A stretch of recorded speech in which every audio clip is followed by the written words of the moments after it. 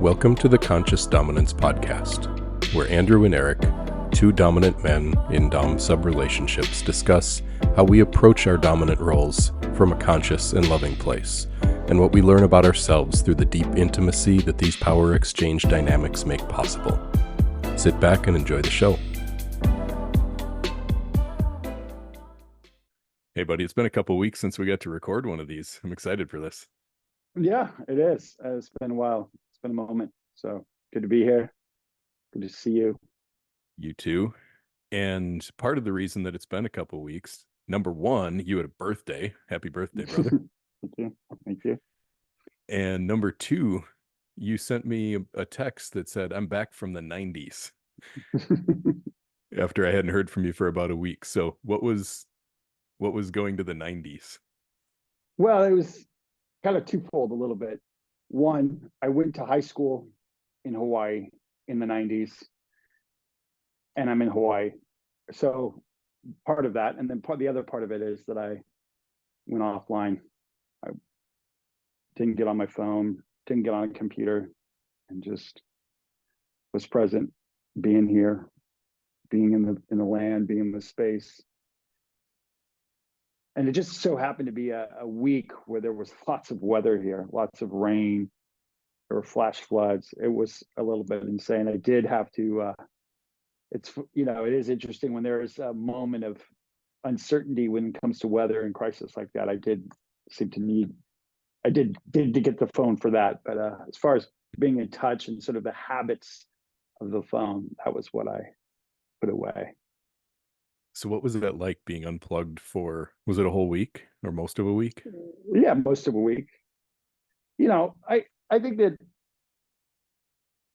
the location really added to it. It would have been, I think, different maybe if I wasn't here, but it allowed me to be here.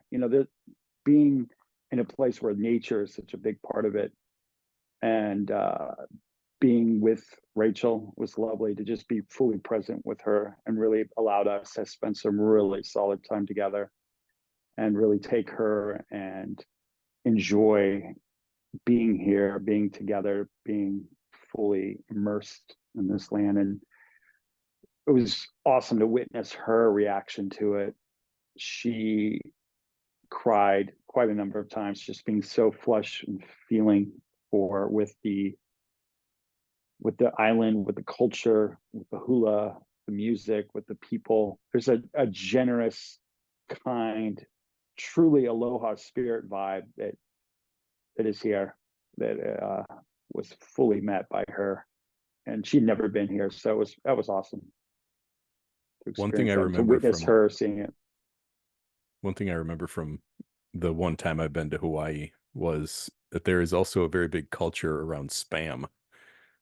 Yeah, spam musubi. Yeah, spam is for sure not spam in your email, but spam that you eat. It's like the meat in a can, which is made in my home state of Minnesota. And so when I went to Hawaii, and spam is a thing up here just because it's from here. But when I went to Hawaii and you go into Target and there was a whole section in Target of spam and spam related accessories and flavors. But the spam for breakfast, when you go to a breakfast place here, it's your choice of meat. Spam is one of the choices of meat, and people will choose sausage spam. And spam. Exactly, and people will choose the spam over the bacon. Like, it's just a thing here, and you can get spam at McDonald's here. It's a cultural thing here.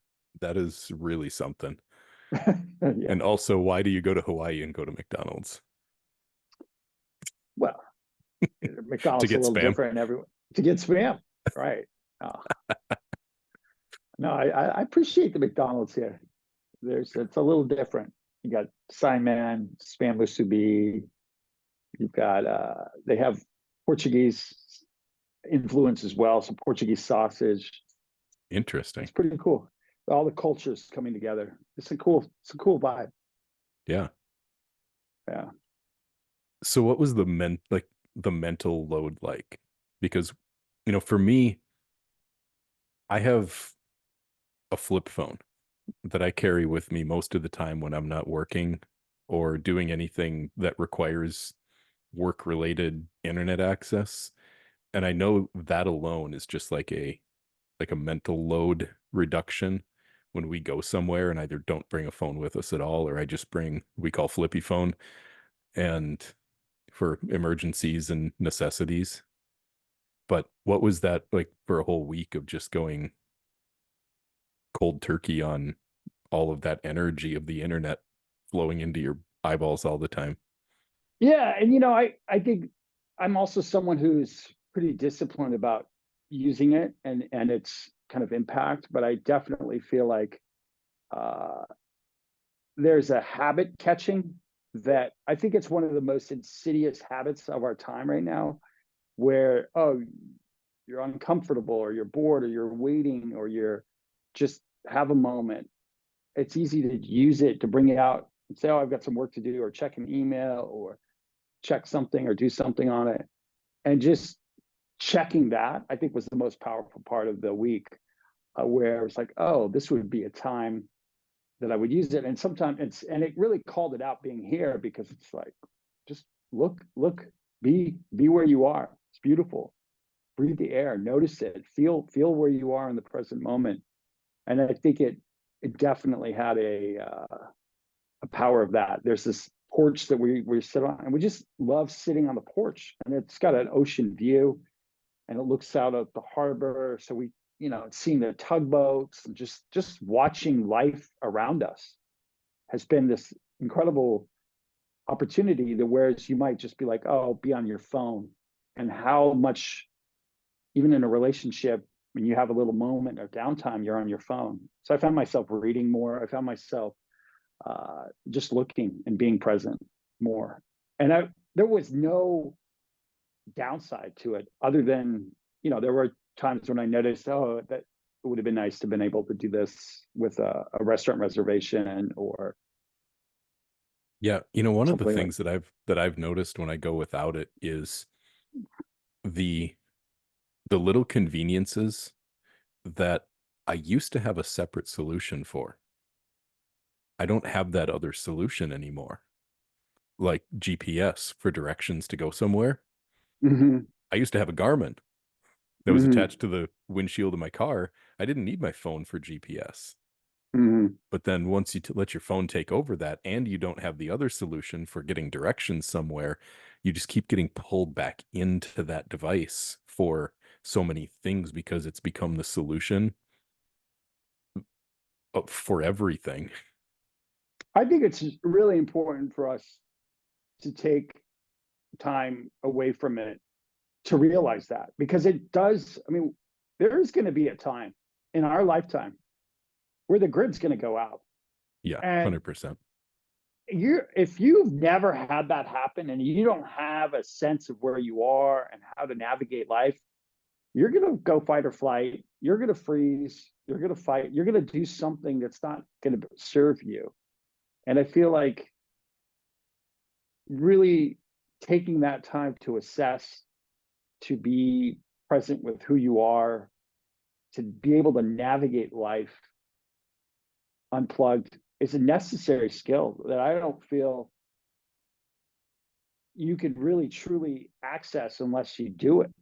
It's not a theoretical thing. Like you have to kind of do it. Yeah, just the practical reality of being prepared for uncertainty in general and knowing how Yeah. to act in uncertainty. That's one of the key tenets of dominance, I think, is Right. to be able to lead when things are not going well or are uncertain. And Exactly. well, you want to talk about introducing a lot of uncertainty into a modern person's life. Like, yeah, Take their lose phone the away. lose the grid for a week, lose internet and electricity for a week. Yeah. And how would you cope? Right. Not just cope, but how would you survive or maybe even thrive? Right. Right. So, thanks for the update and aloha or whatever they say when you are greeting someone in Hawaii. I think aloha is hello and Yeah. goodbye. Yeah. The topic that we were going to chat about today is this kind of concept around vulnerability and dominance.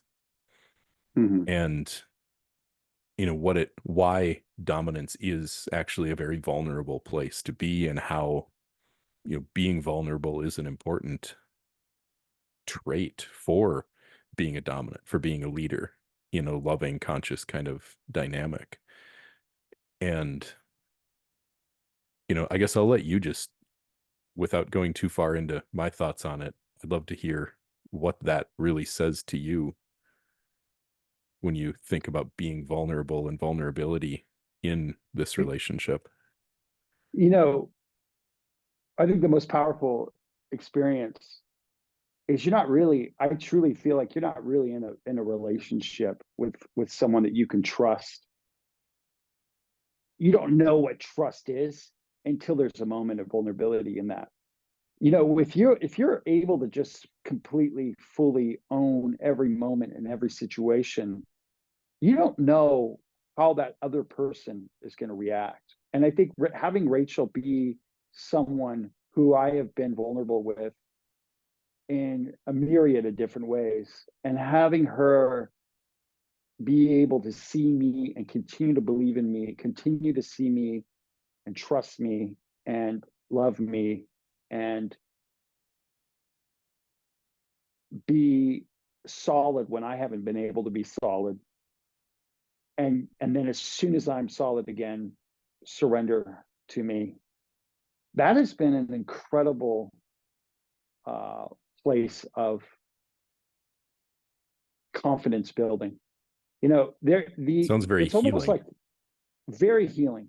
I think healing and confidence building are the same thing. Like, I think if something's healing, it's confidence building. And then, and I think you can't really have confidence building without going into a vulnerable place. And so I feel like the whole point of when we talk about conscious dominance, and you use the phrase conscious dominance, that's because we are acknowledging the fact that there's vulnerability a part of this.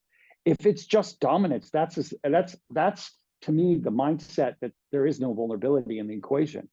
That's like the old school model that says there's just dominance and submission, and that's all there is. You do what I say, end of story.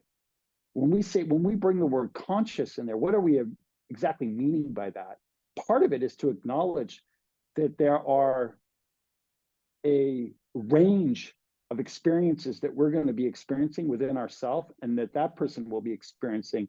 And if we're not able to assess what the appropriate way of navigating that has the big picture in mind, and not just forcing our agenda on this, we're not really in a conscious state. And part of the big picture in mind is to acknowledge when there is something that's vulnerable within us. Is this the time for us to bring this to the surface or let this rise to us? How do we handle our vulnerability? That's in many ways the definition of the conscious part of this whole equation. Mhm. Like, that's where you are bringing the conscious awareness to the moment.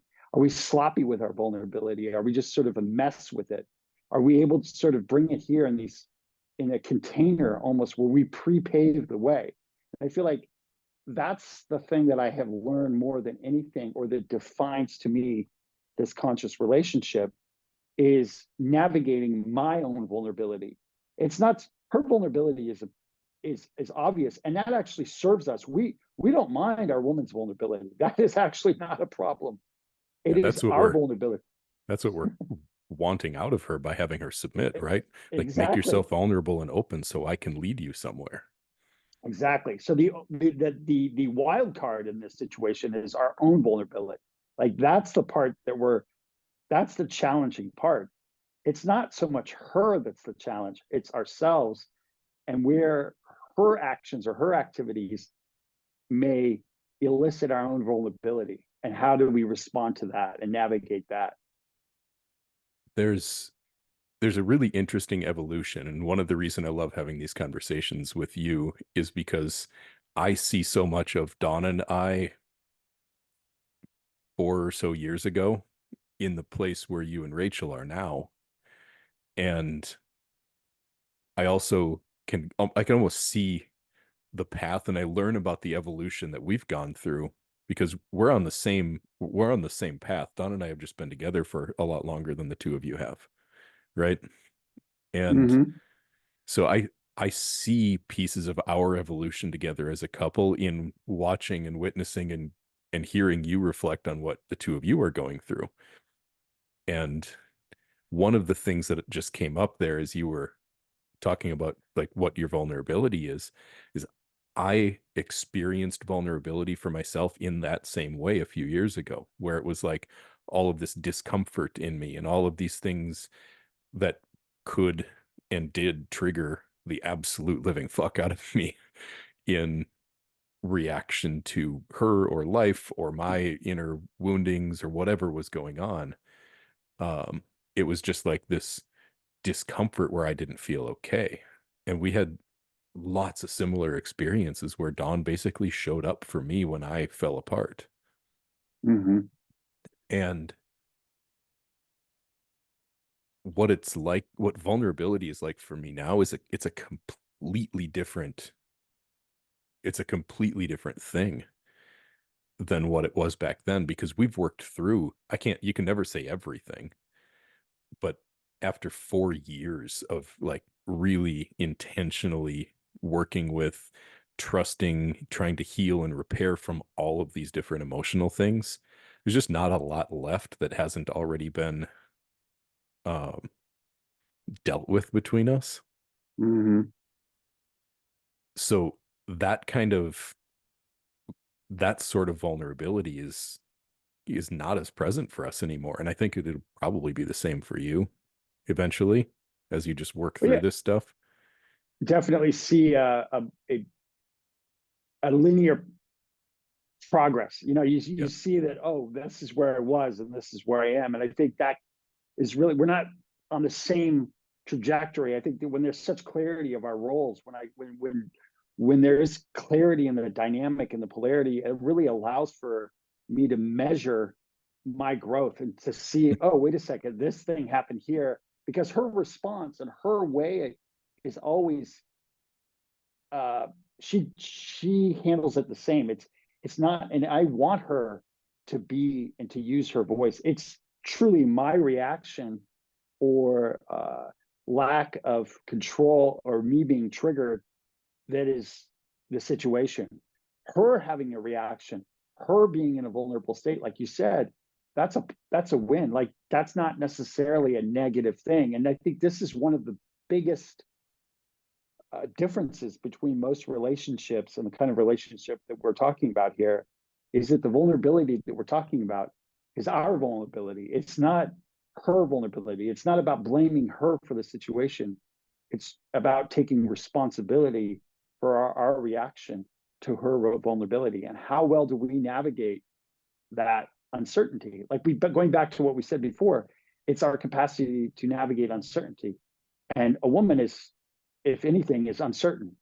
And like Yep. she's like, we want her to be uncertain. It's not necessarily a problem for her to be uncertain. No, That's a not at all. problem if we're looking to her to be the leader. We don't want that. But if we get a full range of her expression, it's going to be contradictory. And from that, we're able to take and move forward. But if we're triggered by her expression or her uncertainty, and we want something, then all of a sudden we're putting her into a leadership position and saying, hey, what you're doing is triggering me. That's the person who's submissive is the one who's the triggered one. Yep. Now she's doing something to you, and Yeah, you're essentially adopting the victim role in that. But, yeah.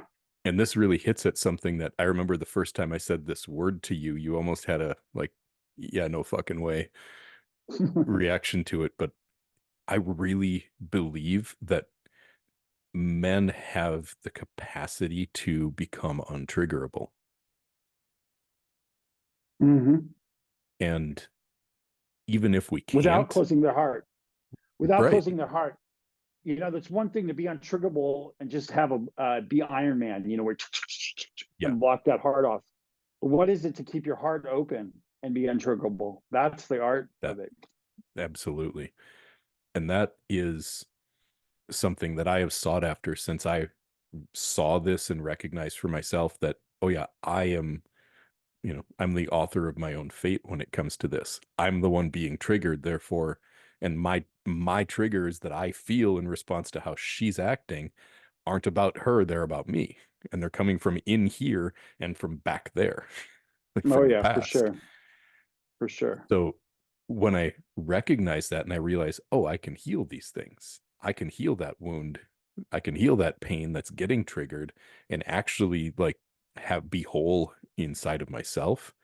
I started to see this like consistent calming effect on Hmm. my nervous system and my experience of just day-to-day life, where I just felt more present, more grounded, less in my head, less, you know, overthinking everything. And that was when I kind of came to this idea that I really think we can get to untriggerable. Yeah, I want to parse that out a little bit though, because I feel like part of it, what you're saying is it's not unfeelable though. You still may feel these things. You still may have something like a whoosh that comes into you. Like, Right. whoa, that's interesting. I'm feeling, oh, I'm noticing this thing hitting me here. Oh, I feel this weather here. But instead of folding in that moment, you're able to then take it and surf the moment or sail the moment or use the weather that's coming at you to make an adjustment and then respond accordingly. And I think it's not just like staying the same and static at every moment. That's a really, really good point. And that is like that sort of vision is one of the reasons that I love you, brother. Like your ability to catch that nuance is just beautiful because yes, now I can't say that I'm untriggerable yet, but I believe I Mm, can be. But it's really rare that something gets to me. But anytime that I'm triggered, again, it's it's a reaction that's trying to protect me from pain. hmm It's actually the trigger, the defensiveness, the reactivity is it's a defense mechanism. And hmm doing this work to heal it is like letting those walls come down. And now I'm not feeling a big reaction from the past to what's happening in the present. And I would actually venture to say that I feel things more now Yeah. than I ever have in my life. I feel things more deeply. I feel things more like more acutely, but I'm feeling the reality of this moment. I'm not feeling my past hitting me hmm like from the inside in reaction to the present. I'm just feeling the present. hmm Well, that only comes from the work of, all these things are trite words, but the processing Mhm. of the work, the processing of this past, the trauma work that you've done, the full Yeah. feeling, the full acknowledgement, the full being present with this. And I feel like what you're talking about is only possible after you've gone through and been triggered. I don't think you just get there. I think there is a period of time of getting triggered, of having the Oh, thing beat you down. And that's the and only because way. those triggers, it's the only way, because these triggers are actually telling you the points of what you need to work on. And so to think that you're just going to go through and then block it and block it, you're not actually able, that's keeping you from the point that's really the wounded point. You actually have to feel the thing. And Mhm. this is why it's so important that we've talked about this before, that you have to create containers. You have to create your life as such that you can have these moments to allow yourself to dissolve, to allow yourself to go to these places, to fully feel. And then out of that, reintegrate that, reconstitute yourself, bring back the gold, bring back something to that you can then share with others, share with yourself, hold yourself. And then the next time that same thing happens, you see to yourself, oh, wait, I didn't have that fall down.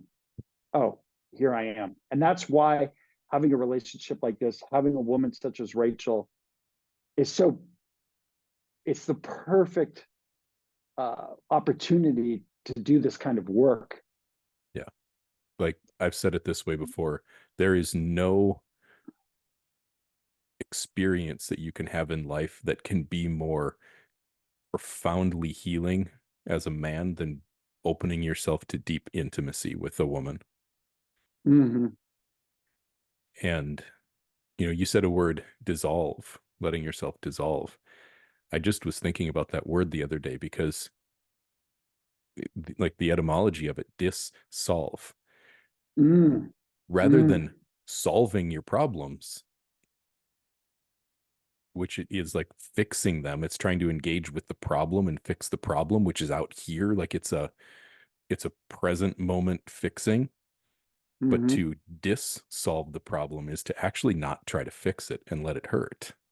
Like dissolve, not solve. Mm.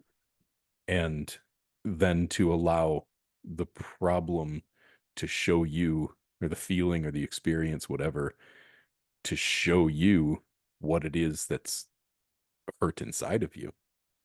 We and need and that's an pain. experience of strength Yeah. to And heal then, that, because then you get to, you're not just trying to look strong, you get to actually fucking feel solid, because you oh, can't yeah. be affected by that thing anymore once you've brought it out into the light. I think so many guys are so afraid to feel psychological pain. It's almost easier for us to feel physical pain than the psychological pain. And the psychological pain, Emotional pain. yeah, emotional pain, psychological pain, emotional pain really brings you to core. It brings you back to your mother. It brings you back to a mother wound. Brings you back to feeling like a baby, to being a child. Peels you back to all these different places where you've been so supremely vulnerable.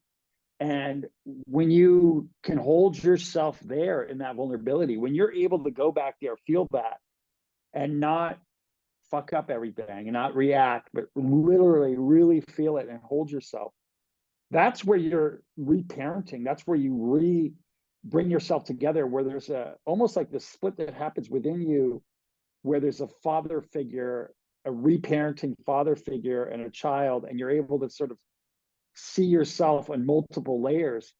And then you can come back to life and put the split back together by in the real moments when things get triggered, be like, oh, that's that part of me. Oh, there's this part. There are these different, you know, parts of us. It's almost like an ecosystem that we've got. And when we just come in like a tyrant that just sort of tries to control everything, and we don't want to acknowledge the pain, that pain is not going away. And if it comes in just right, we react. And that's when you get these guys explosively react. It's because someone's trigger would manage to kind of sneak in and hit that pain point, Mhm. and they have no control over themselves. Yep. And then boom, there's the reaction. And I think that's most of the issues of the world in many ways are men reacting or living from that place. And so how I experience vulnerability differently now is that, having done so much of this really deep healing work and trying to get to a point where I don't have, where I've done the work to the point where there's not a lot that can get to me. There's not much of anything that can really sneak its way in and poke me and make me have an unprovoked, unconscious reaction where I'm blowing up or shutting down or losing my shit. Um, in that process, what I've found in the groundedness that comes on the other side of it is this experience of feeling very connected to what's true and what's right in my life, in Dawn's life, and in the world around me, to be able to see the truth, not just what I want or what I think would be right, but what's really true, what's in service to truth. Mm-hmm. And it's an entirely new experience of vulnerability to be the one standing there speaking the truth about myself, about my wife to my wife, about Mm-hmm. the world to the world, Mm-hmm. to be, this is like, it's kind of like leading from the front. Mm-hmm. You put yourself in a completely different vulnerable position where it's like, you can follow me or not. I know that this is right. I trust Mm-hmm. myself. I'm solid Mm-hmm. in seeing what the right path is for whatever it is that I'm engaged in. But Hmm. putting myself, like stepping forward in trust for myself and in trust for my connection to the truth and my ability to handle the shots that come from it. Hmm. It's just an entirely new experience of vulnerability, because having a follower isn't what makes you a leader. Hmm. Leading and giving other people an opportunity to come with you or not is what makes you a leader. Hmm. It's And true. I mean, yeah. go ahead. No, I was just agreeing with you. And I feel like the whole, to really get at the vulnerability part of what you're saying is just the whole idea. As soon as you step into a leadership position in a relationship, everything then becomes your responsibility. There's a vulnerability in that. When the day doesn't go according to plan, when something's amiss, when there's any number of things that could go amiss, Mhm. all of a sudden that opportunity for trigger becomes that much more palpable. It's much easier if you're both doing your own thing, because then if something's off with her, well, she was doing that herself, so that's not your responsibility. But if you're taking responsibility for all of it, then all of a sudden there's so many more things that can be triggering to you. The amount of triggerable material just goes up exponentially, because all of it becomes an opportunity for you to feel Yeah. amiss. Yeah. And back to your point from a little bit ago, every one of those is a gift, because it's showing you where there's still weakness inside of you that you can heal and get Yeah, better. for sure. And, this, what I'm talking about here is almost like on the other side of that. Hmm. You're making decisions about life and saying, we're going here. I'm doing Hmm. this. Life is going to be like this now. This is wrong and it doesn't have a place for us anymore. And Hmm. making these sometimes very like decisions that are full of gravity for life and the Yeah. direction of life, and trusting in the rightness of it. And that's what I'm talking about here, is making the decision that we're going to go here. I'm going to speak this truth. It's kind of like, the old speaking truth to power, that concept of being the one who's willing to say the uncomfortable thing to the powerful person in And the woman is a very powerful, her energy is a very powerful energy. And so every time that you're extremely. speaking truth to her power, to her voice, to her, Mhm. and not putting her down, but something that may be uncomfortable for her, Exactly. there is vulnerability in that. And when the way you were speaking and speaking to that, it reminds me so much of aligning ourselves with, and it's such a loaded word, but I think sometimes we just have to use the word God.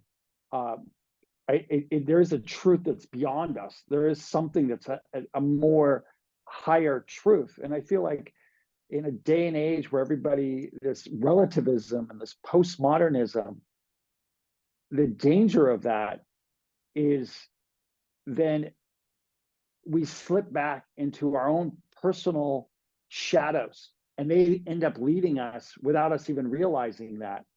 And so if we don't have some sort of external metric that's a truth, that are values, it's very easy for us to be led by our impulses, our fears, our triggers.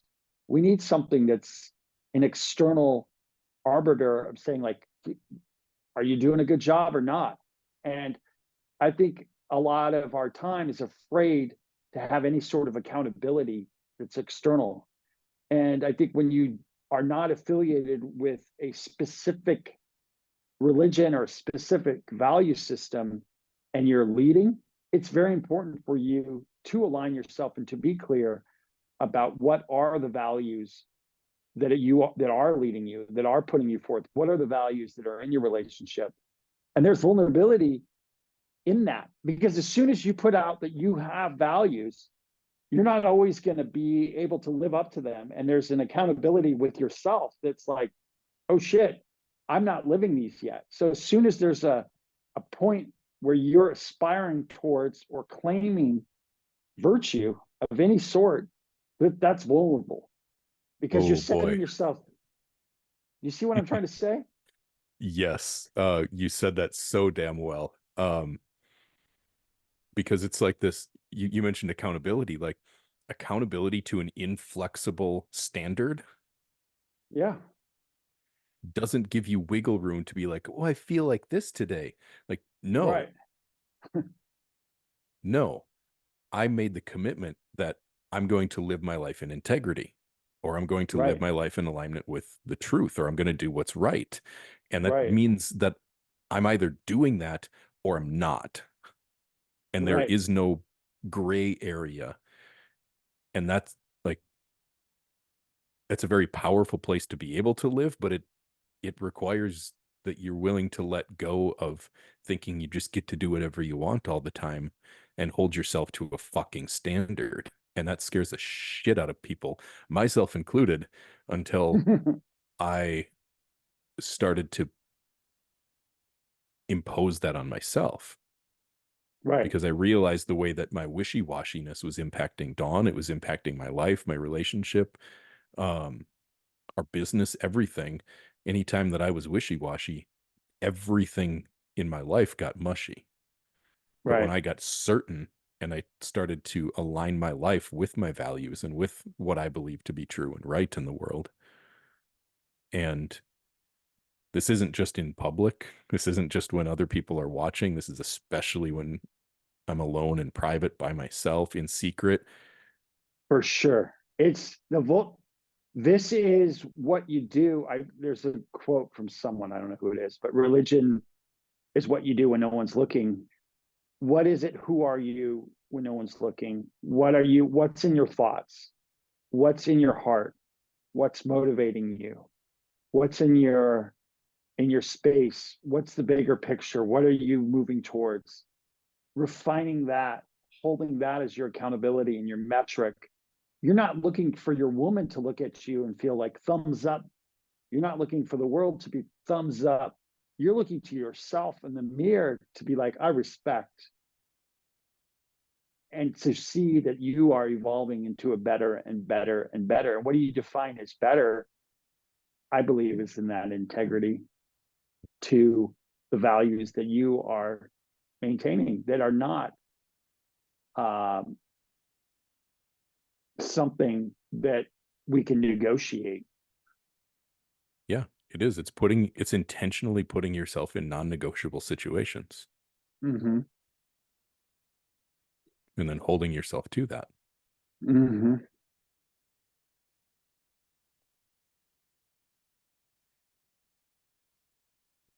I've But that's always vulnerable. it is. I've always hated external accountability Because it's a because performance. it It's a performance. it's way too easy to be like, oh, I hired a personal trainer at the gym, so I have to go to the gym to work out because I need external accountability to force me to do what I need to do. Okay, until I don't have that personal trainer anymore. If I haven't like Mm-hmm. done the work in here to get myself accountable to myself, then I'm just faking it because like patient number zero here in ability to perform mental gymnastics to talk myself out of having to follow through on something that I said I wanted. Like Yeah. I did that for my whole damn life. Mm-hmm.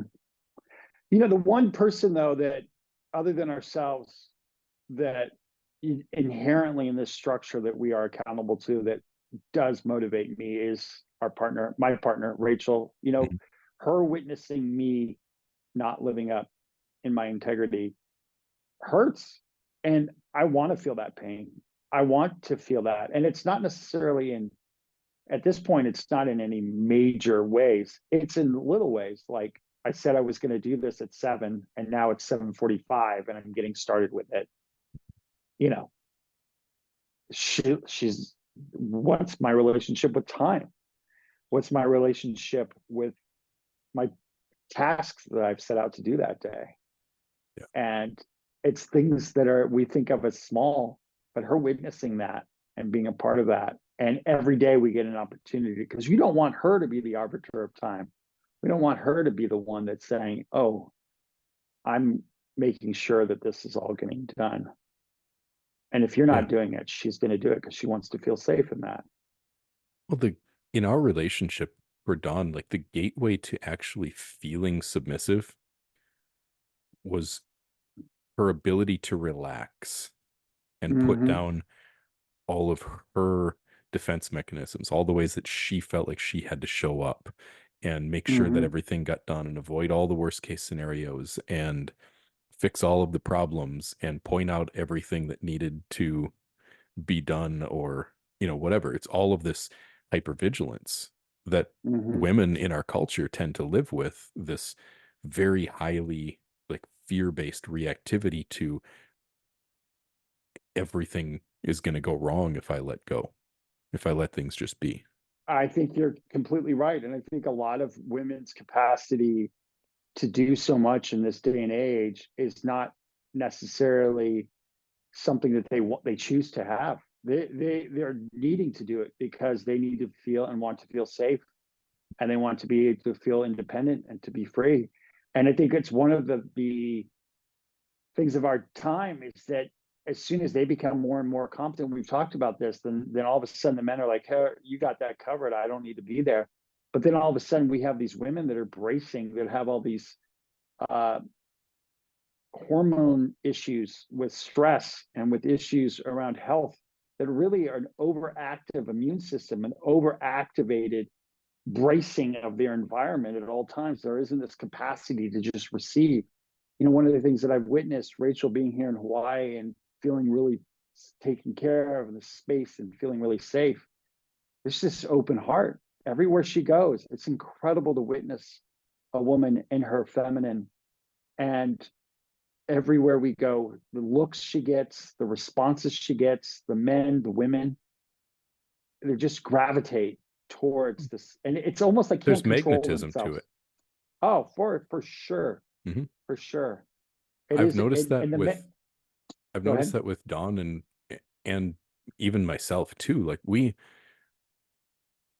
never used to get people that approached us at all in public. I'm Mm-hmm. sure at some point in the past we gave off more of a closed off kind of energy. Mm-hmm. And it's been just amazing to watch how I bet the last 6 times we've been out in public, we've had someone come up to us and say something like, "You two are like just, you know, such a good looking couple." Or one woman came up to us and said, "How long have you two been together? You look like newlyweds. I bet you're newlyweds, right?" Mm. Like, no, 15 years. Right. And but What's your secret? people approach us to compliment us on I don't know what, like we're something, but it to me it just shows the energy that's present in the person when you're getting other people, like other people are drawn to people who are open and who are living, well, I'll call it erotic lives, like living in their eros, their aliveness. Oh, for sure. I want to also say, and I agree with that, and I want to come back and speak about this vulnerability. I was thinking about when you were speaking about how safe Dawn feels to be in her feminine and to be in her full expression, how safe Rachel feels to be in that. And a lot of that comes from our capacity to deal with our own inner feminine. And I think this is something that Rachel's been really eloquent expressing to me, is that when I'm super harsh with myself in my feminine parts of me, and don't allow for me to have feelings, don't allow for me to have emotions, then she doesn't feel safe to be in her own expression of that as well.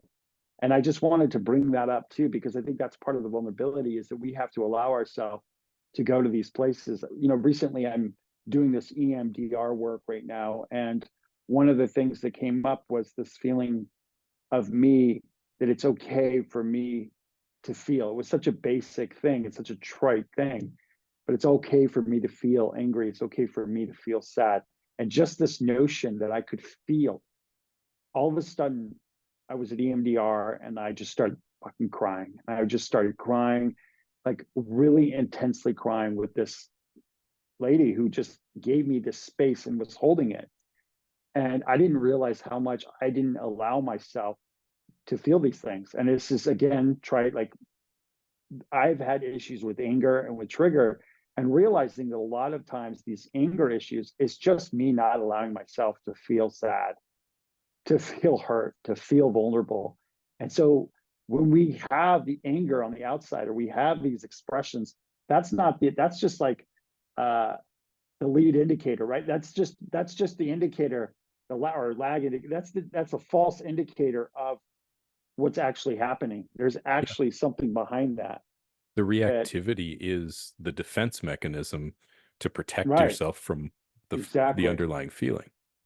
right. And then if that can be expressed in its own container, whether it's in the EMDR, doing the work, or going to all these places, our capacity to do that results in people coming up to us in public and being like, "Oh my God, you guys are in love. What's this energy that's between you?"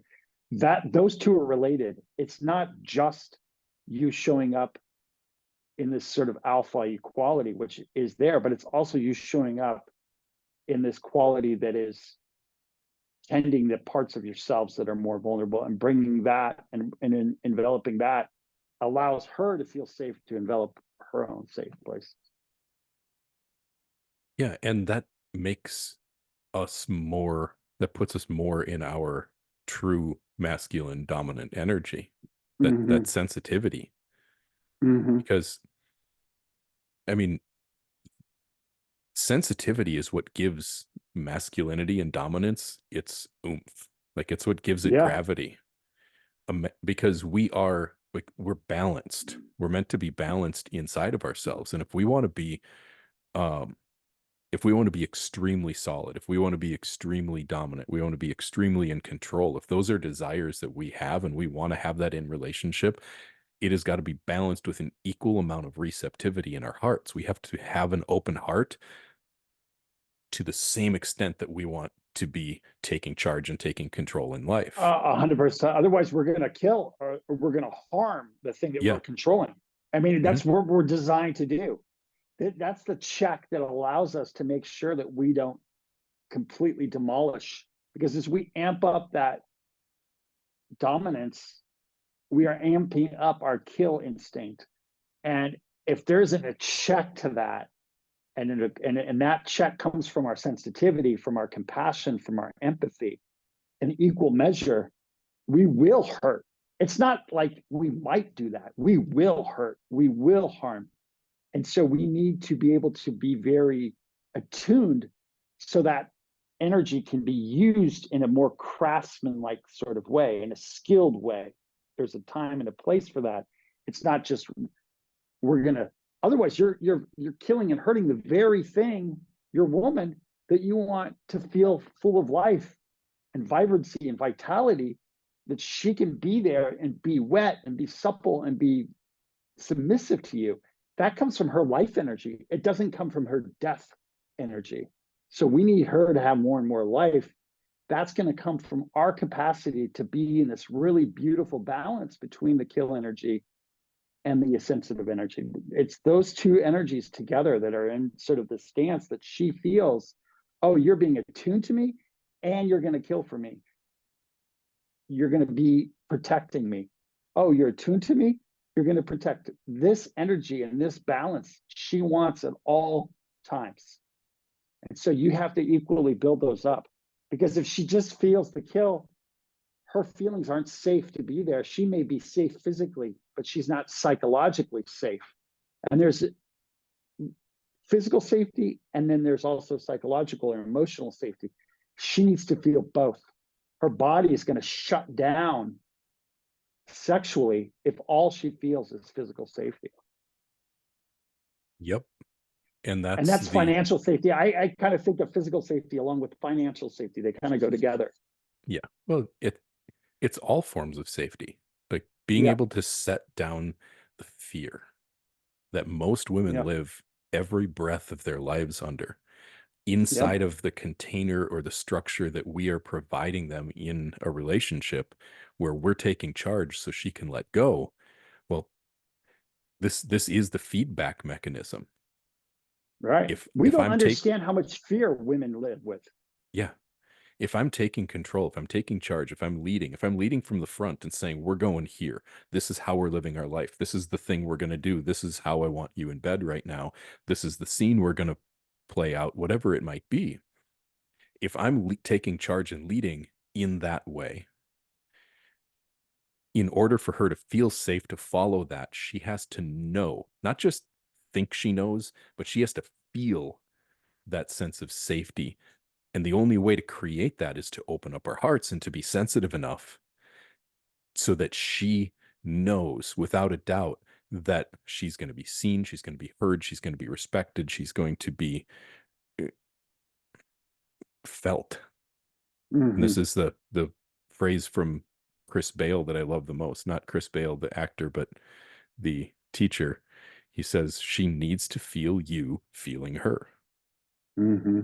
She needs to know that you are feeling her, that you're connected to her emotional experience so that you don't just take advantage of her. You don't just hurt her with this control that she's giving up. Hmm. Hmm. And that's why we have to face down this vulnerability. It's why we have to go into these triggers that we feel and deal with them.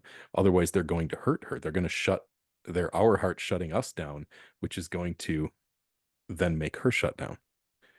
Correct. Correct. Yeah. Well said. Well said. So,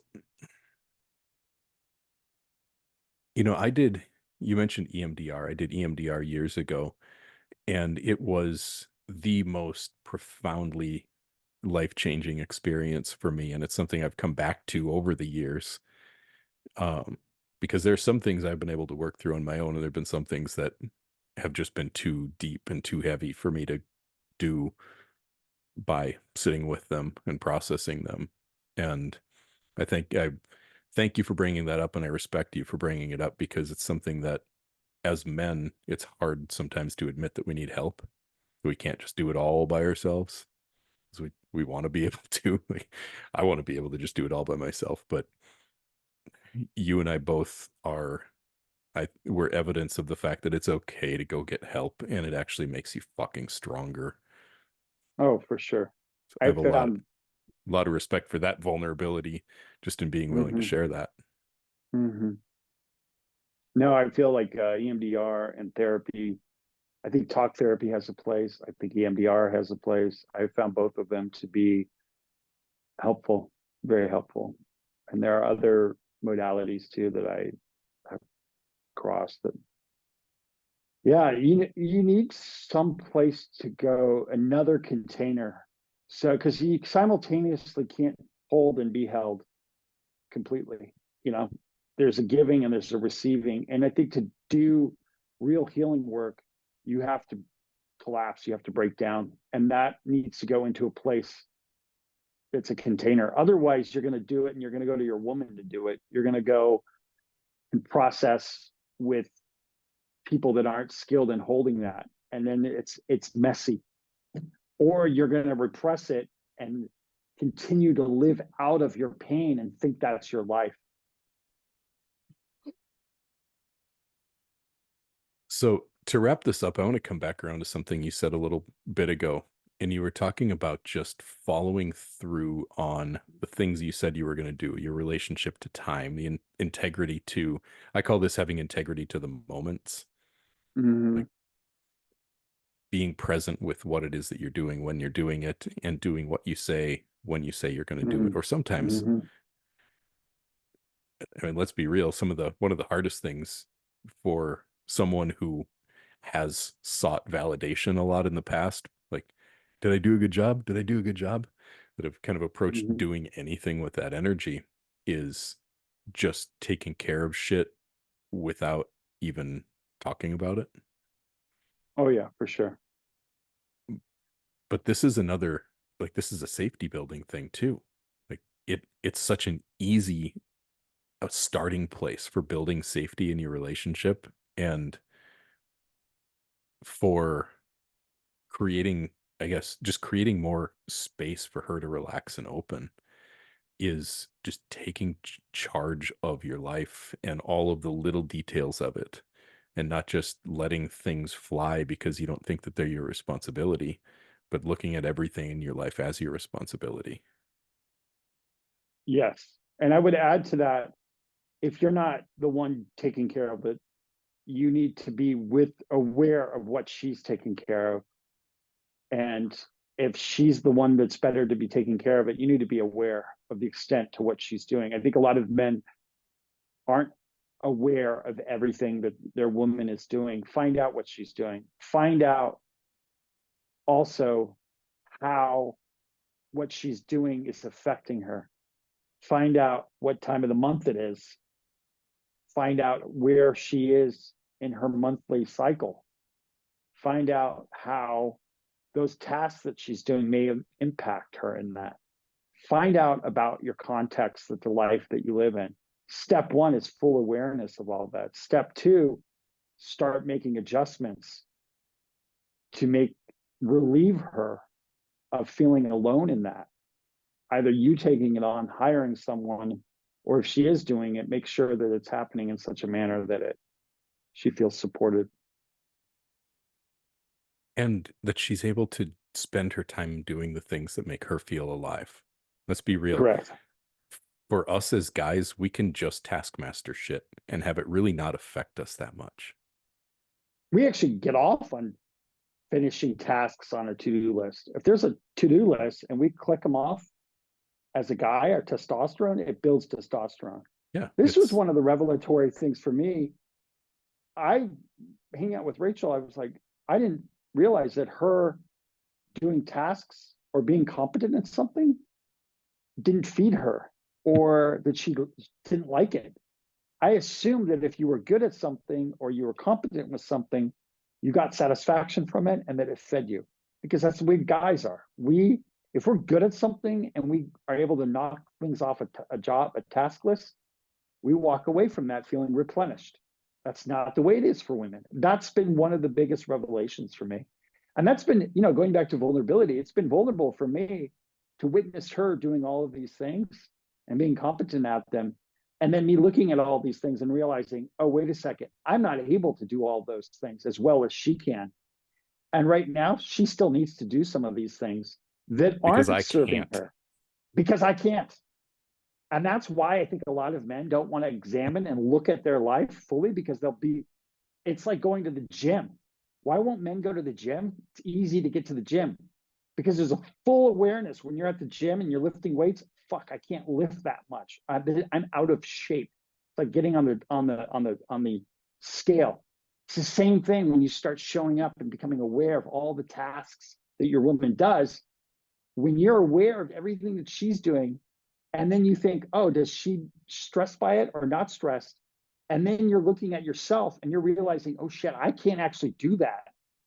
Not only I don't even know how to do it. It's not that I even don't do it as well. I can't even do it.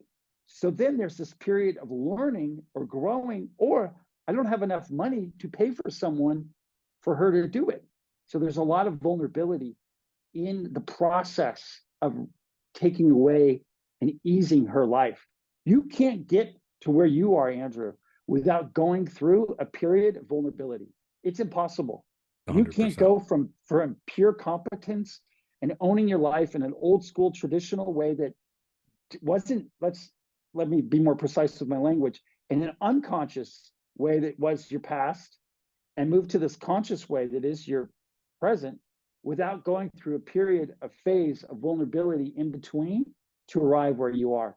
And I'm in that period right now and coming out the other side of that. But it requires vulnerability at every point of your life. It 100%, 100% accurate there. And it's the beginner's mind, right? That's the thing that keeps us from doing that, is the fear of being wrong, the fear of not being good enough, the fear of just fear and fear and fear that That we're keeps going us to be from. witnessed as not knowing how to do something. Right. Well, your analogy of the gym, right? If I'm going to go to the gym and have to pick up and like press the bar without any plates on it because that's all I can lift, not only am I just going to be lifting that weight, everybody's going to see me. Mm-hmm. And being willing to be witnessed in your incompetence as you learn to be better at anything. And this Is it comes, very vulnerable? it is. And this comes like, this plays out in the bedroom. Like if you're learning new skills in Mm-hmm. how you're fucking your woman, this Mm-hmm. plays out in life. Like if you're taking over responsibility for something around your home that she's done Mm-hmm. because you just wouldn't or couldn't, and you've decided Mm-hmm. this is something I need to take over, like anything that we're starting over and we're being witnessed in our incompetence, we've got to get really, really damn good at being seen as not already finished. Yeah, we have to have enough of a baseline of confidence in ourselves Yes. to stack vulnerable things on top of that so that we don't get our identity from these things that we're doing. We have our own identity independent of how skilled we are in these new activities that we're having to take on, because there is inevitably aspects of life that we're not going to be as skilled as she is, or that are needed to be done that maybe she's not skilled, but somebody needs to do it and we're not, and we're having to be witnessed by her in that. And it's one thing for us to acknowledge that we don't know how to do it, show up with a clarity and a humility, but if we come and enter into that and have a false bravado or are triggered by that or falling apart, that's when she loses respect. That's when she loses trust. Yeah. And it comes down to having a growth mindset. Correct. Seeing 100%. Great way to say it. seeing that we Growth. need to be constantly growing and evolving and improving instead of trying to always make ourselves look like we've already got it figured out. Exactly. Identify as a student, identify as someone who learns, Mhm. identify as a capacity to be perpetually grown, like you Yeah. said. Yeah. Well, it's about time for you to go get on the beach out there on the island. ah, I hope you get to at least. yeah. Well, we'll see what happens the rest of the day. I got some work to do, but I appreciate your time today. It was good to chat. As Thank always, my you friend. for this. Yeah. Thank you. It's good to see you, Andrew. You too. Appreciate you.